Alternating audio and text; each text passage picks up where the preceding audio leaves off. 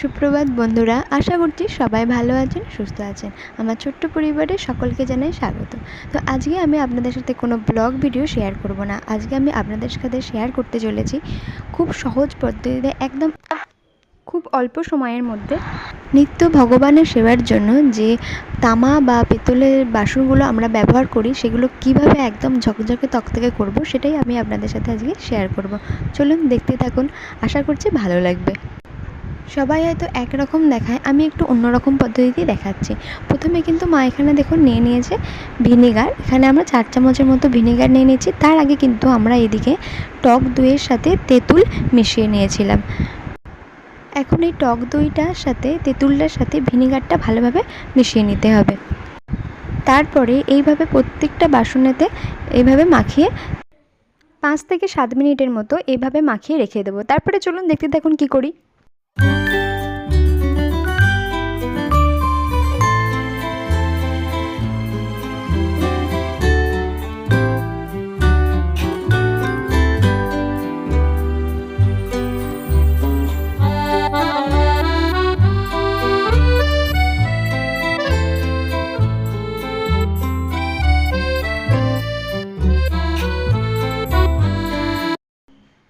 আপনারা দেখতেই পাচ্ছেন বাসনগুলোকে কিন্তু আমরা ধুয়ে নিচ্ছি, কারণ 5 থেকে 7 মিনিট সময় পেরিয়ে গেছে। সেই জন্য এবার আমরা বাসনগুলোকে ভালো করে ধুয়ে নিচ্ছি।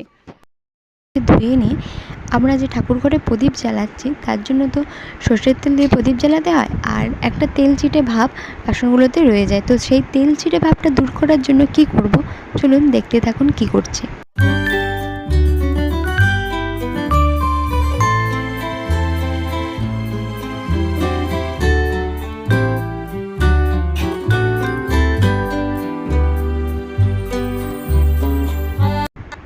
দেখুন এবার কিন্তু আমরা এখানে নিয়ে নিচ্ছি 2 চামচের মতো ভীম জেল দিয়ে বাসনগুলোকে আরও একবার ভালো করে মেজে নেব।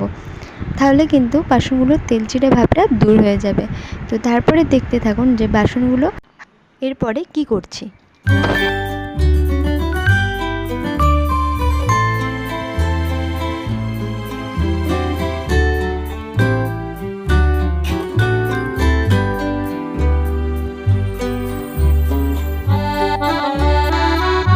কিন্তু সব বাসনগুলো আমরা জল দিয়ে ধুয়ে নেব।